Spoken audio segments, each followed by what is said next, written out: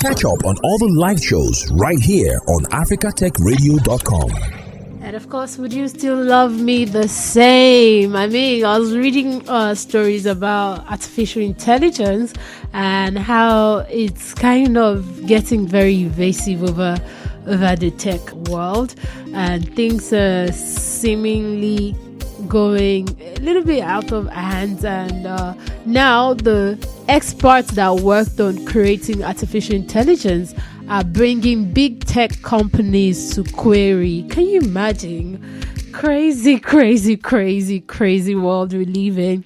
But there are still many beautiful innovations coming out, and we're still open for that. Welcome to Africa Tech Radio. My name is Bookii. We are your number one Africa Technology Radio, reporting innovations happening in Africa to you, bringing it to you, close to you.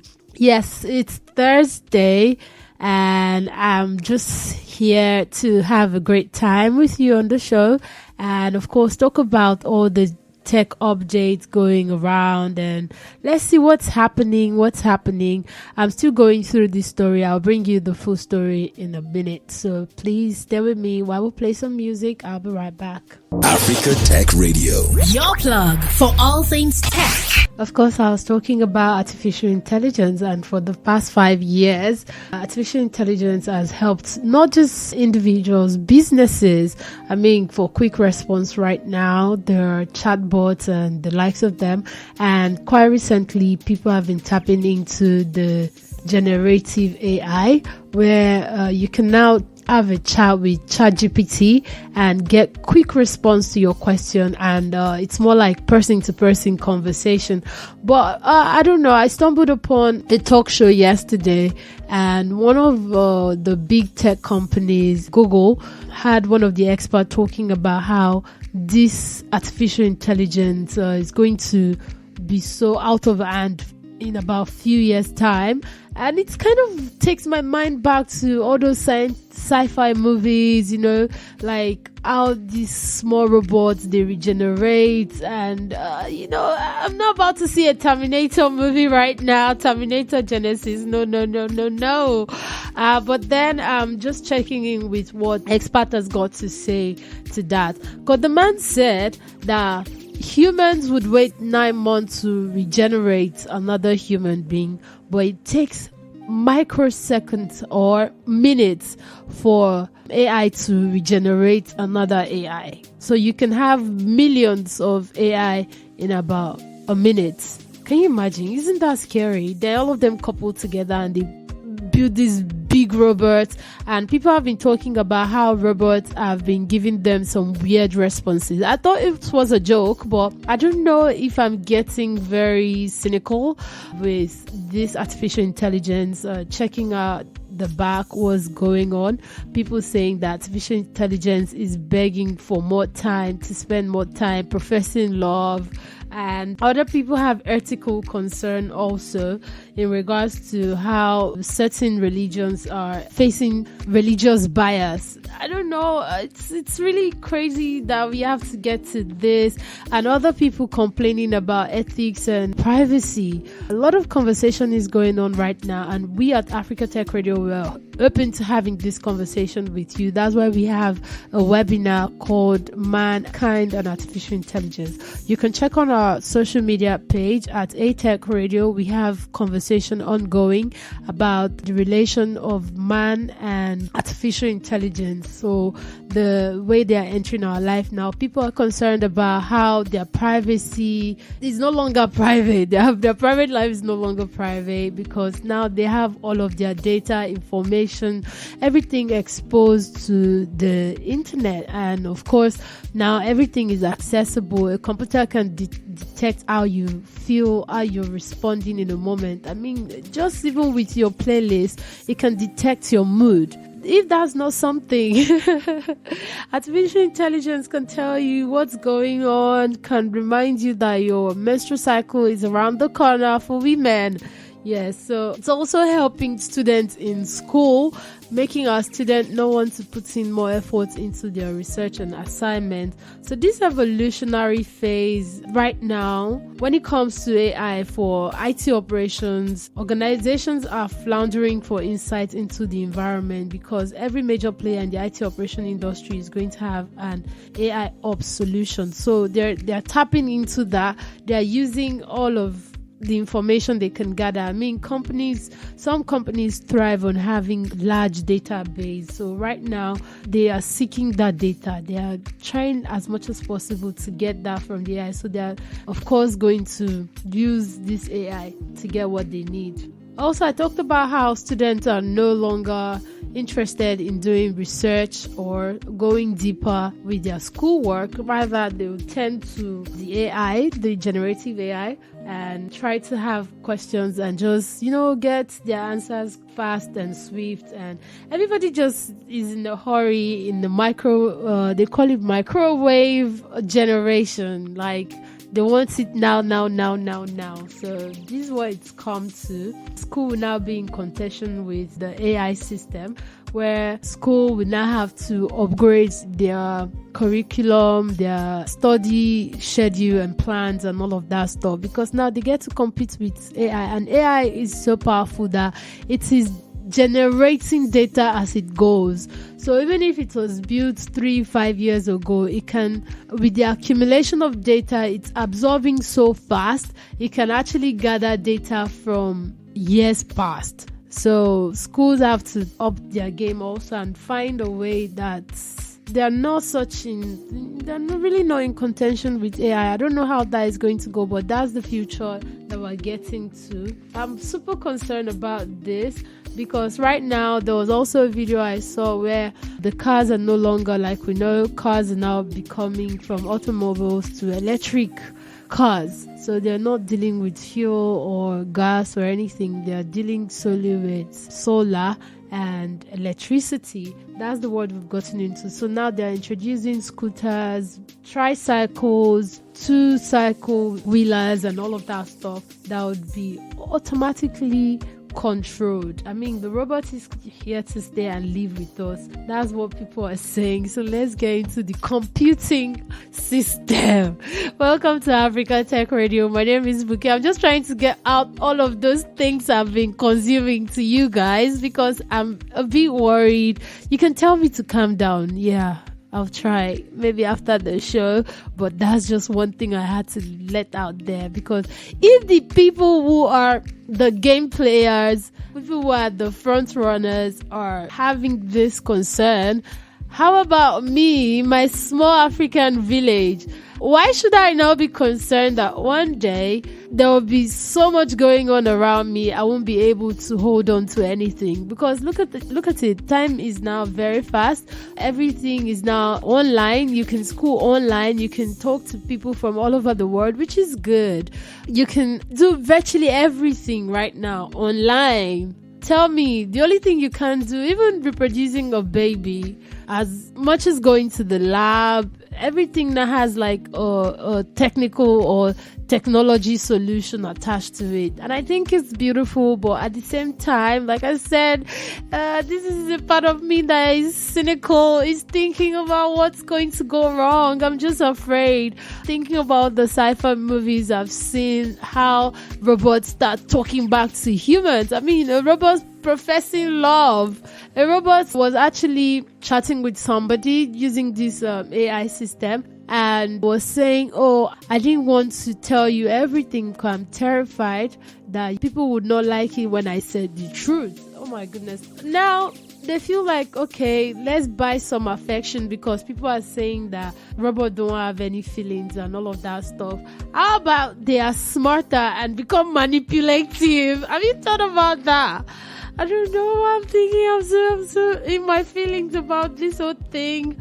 Now the religious people are also raising their ethical concern about how you ask a robot, like, if you're from this place, so what religion would you be practicing? And it's to selectively pick a religion, ignoring other religions. So that's also happening. Let me go play some music, then I'll woosa like 5 times, then come back and we'll talk more and move to another topic of the day. This is Africa Tech Radio. My name is Bookii, and of course, this is Cruise Control. Africa Tech Radio. Your plug for all things tech.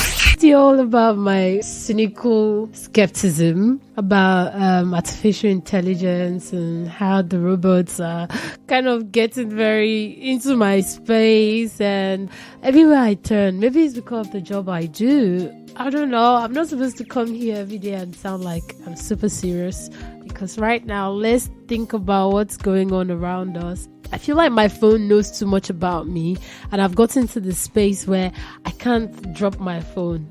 Remember last time I talked about digital detox? Yeah. I started like giving my phone some boundaries, like creating boundaries. When I'm on off days, I really don't go close to my phones, because my phone now knows what my routines are. It kind of knows my habit also. Okay, these are certain things I like to watch.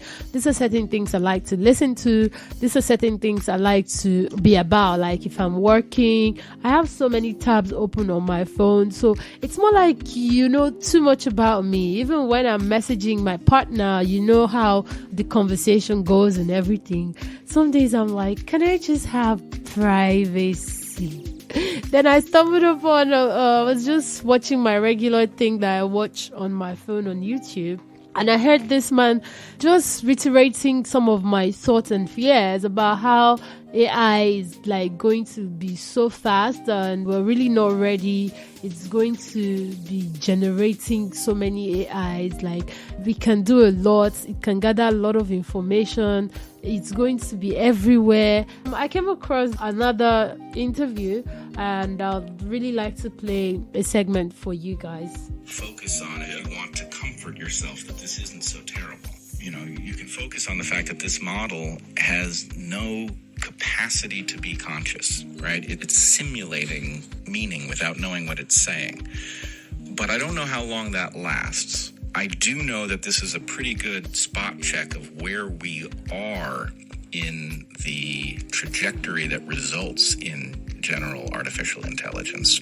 And I don't think we are remotely ready for what's coming. And I will point to the most obvious of these problems is already critical, and you're hinting at it in what you're reading here. But the fact that it is going to become extremely difficult to assess actual competence it should alarm us at the highest level, right? To have the possibility, you could have a conference of people all consulting whatever descendant of ChatGPT happens to be available at the time and talking to each other as if they know what they're talking about. You know, we've already got a problem with our experts who don't mostly seem to know what they're talking about. This is going to be, 100 times as bad in a world where they can be consulting something that sounds very knowledgeable and may in fact be completely on the wrong track. I mean, imagine consulting with something that is so knowledgeable.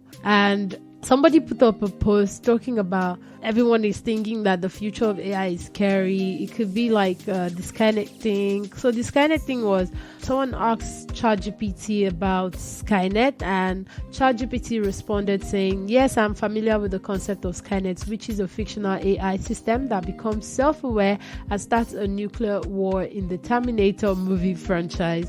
This is a fictional scenario and it's not a realistic representation of the current state of the future of AI. So it's trying to tell you, don't be scared. Imagine, AI is telling me, humans, to not be scared, despite telling me that at some point you're going to become super self-aware and start a nuclear war. We're still trying to solve war between US and China. Israel is still doing their own. Things are happening in the world right now, like earthquakes and all of that stuff. Of course, we're using all of this to detect and see what's going to happen in the nearest future, but are they not becoming too into humans' business? I mean, while it's important to consider this potential risk of AI, it's also important for us to remember that AI is a tool created by humans, and humans will forever be in control. If only we don't lose our mind and feel like, oh, these things are now more powerful than we are. Because I remember somebody saying that they put ChatGPT to a test, and ChatGPT actually came top at the bar exam. A lot of people were like, okay, actually the educational system is all about memorization. Learn, memorize, then you go for the exam and you pour out whatever you've garbaging. So now you're discussing with the computer that is taking information every second. It's just taking information and regurgitating back that information to you. What do you expect? It's going to come out at the top. I don't even think I was shocked by that. But people are saying that means that schools should start looking at how they can change their curriculum. They should start looking at ways where they can change their examination questions or patterns, or look for something that is more human like. Yeah, that's it for ChatGPT. Another conversation I'd like us to go through today will be about the Silicon Valley Bank. Actually went down last week and was sold off for £1, which everybody in the tech ecosystem has really been talking about. Now we're looking at the financial system, the financial knowledge of our VCs, because this Silicon Valley Bank has supported so many founders and startups, from ideation to blowing up their startups and all of that stuff. So people are really worried because some banks decided to save the day, but not everybody was saved because a lot of credits are still like hanging. When you come back, I'll talk about all of this going on around the Silicon Valley Bank going down. And I'm going through the story about the Silicon Valley Bank collapse that happened last week. And when Silicon Valley Bank went down, it created the second largest bank failure in the US. I mean, I'm talking about this from all the way from Africa, in Nigeria, because we've been anticipating, especially in this tech space, when are we going to have our own Silicon Valley? And of course, this comes with a lot of regulation policies and of course, our government policies trying to make sure that there's no wuru-wuru to the answer. And these people also, the techies, saying that government is not giving permission for their innovation to happen. And I'm just looking at this story in relation to that, how this is the second largest bank failure in the history of US. I mean, look at US, look at Africa. Well, Onjino Sira now. I just had to say that because in my head it was ringing Yoruba like, Kelegbe Megbe. I have to look for that song by Adekunle Gold and just cue it up. Because if these people could actually deal with this mess, I don't know what we are going to deal with. I mean, off the back of Flutterwave getting hacked and losing a whole 20-something billion or a huge sum of money, and of course, having other people affected, up to the sixth person in relation to that account getting affected. I'm just looking at the story. I mean, the bank grew to be that's the Silicon Valley Bank. It grew to be the 16th largest bank in America, and it has actually invested in a lot of startups, and a lot of founders also put their money there also. So Silicon Valley Bank started investing in long-term bonds when their rate was really low, and at some point they suffered a loss of 1.8 billion tax loss, and they needed money to raise their capital because of depositors' concern. A lot of people bank with the Silicon Valley Bank in the US. I mean, last week also, the one in the UK was sold off for £1. It was a rescue buying, and $120 million was actually donated to help some of their customers. Looking at this latest Silicon Valley Bank collapse, people are wondering like, what's happening? What's going on? But the markets react sharply, and Silicon Valley put up a post that they are under duress right now, and they needed this money to be able to pay some of their depositors who are concerned. And guess what? People started taking out their money. I mean, we are trusting you with our money and you're coming to tell us you have money problem. What's going on? So they started taking out their funds, and of course, Silicon Valley Bank lost over $160 billion in value within 24 hours. So that's what I keep talking about. You see this money thing, eh? I know there's a rise of fintech in Africa. Am I getting very cynical? Because today the news is somehow, but ride with me, guys. Not every day there is a jolly ride. The cruise today is checking what's going on, what's making this place not look really bright. That's why we're checking all of these stories. Just for you to let your mind be curious sometimes. You can't just always have us throwing news of innovation and what's happening and what's not to you every time. Let's check what's not working, and maybe you could come up with an idea or solution. You get. So as the stock fell, depositors moved quickly to withdraw money from the bank, and they lost $160 million within 24 hours. As a matter of fact, Silicon Valley Bank only carries a portion of depositors' money in cash, which is called a fraction reserve. And that means that they can't give depositors their money. Remember, they bought stock, and stock has actually now gone down in value, and they lost 1.8 billion because of tax. And they keep going down just like that, going down the drain. And it was reported that before this happened, the CEO of Silicon Valley Bank actually sold $3.6 million of company stock less than 2 weeks before the firm disclosed the extensive losses. And the founders fund, the one person in charge, who is Peter Thiel, also withdrew millions before the crash happened on Friday. So the thing is, they always have the insider news about what's going to go wrong. I remember reading, was it Psychology of Money? I think Psychology of Money or Think and Grow Rich, where the guy got an opportunity of an insider news that they're going to sell off a particular stock, and quickly initiated his financial representative to go buy and double his money. And it all came down to the point that he bought all of those, it multiplied, and the news got out that the person who bought this thing actually had an inside information that this was going to go wrong, and quickly made the move, and it was traced back to him. And that kind of, he lost trust and integrity in front of everyone because he was trying to play the backyard game.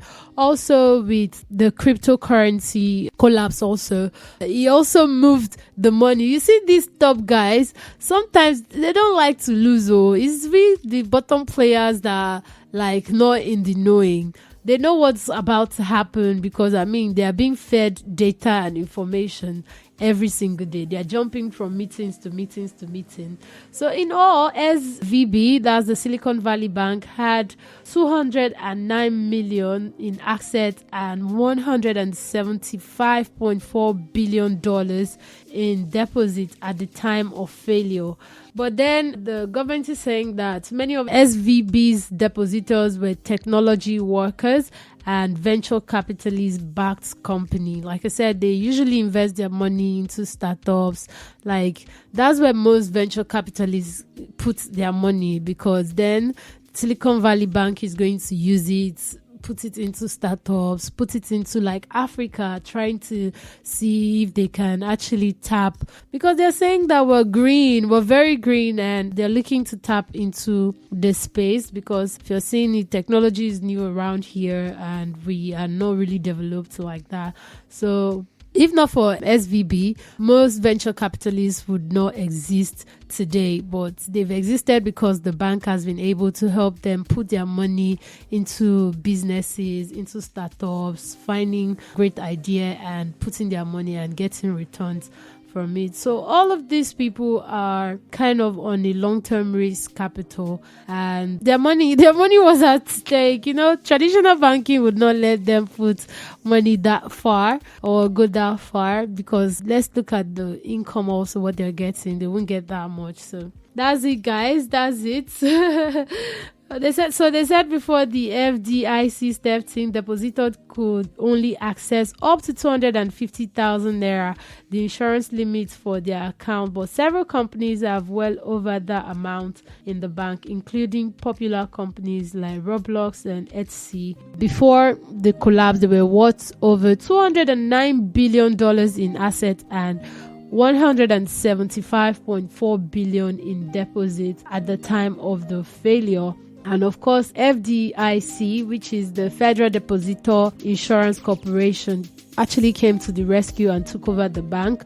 And the United States president also gave a remark in this regard, as the fallout for Silicon Valley Bank's failure prompted the president, Joe Biden, to speak to taxpayer concerned from the White House today.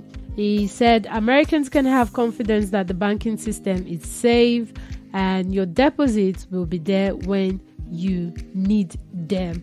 I mean, it's a whole lot of fear, because there are reports that before the FDIC, which is the Federal Depositor Insurance Corporation, took over SVB, that people could only access up to 250,000, which was their insurance limit for their account, despite having more than that in bank. This is going on. There's the old razzmatazz around this, and of course why the CEO actually sold a stock out of $3.6 million, and of course the person in charge of the Founders Fund also removed some good amount of money before the final collapse and all of that stuff. But federal government to the rescue. This is going on right now. It's concerned for us Africans, because a lot of people are tendering their project, putting up their pitch deck and everything, hoping that they can get some money from this Silicon Valley Bank. And right now they're going through a whole lot of downtime, and it's story around the tech blog, because most of their depositors were actually technology workers looking to grow other green areas that are showing prosperity in time, that things will actually get there and thrive. And of course, venture capitalists and all of that stuff didn't use the traditional bank because they wouldn't get so much rates or income, so they just went through the Silicon Valley Bank, which gives them a better rates, trade with their money, invest and do all those other stuff, buy bonds, stock and all of that stuff. But right now everyone is dealing with it, and the president have actually assured people not to be scared. Their money is still going to be intact. There will be actually ways they will be reimbursed with their money. They will get your money back. We are still here, Africa Tech Radio. My name is Bookii, and more music coming up right now. Thanks for listening, and don't forget to catch up on all the live shows right here on africatechradio.com.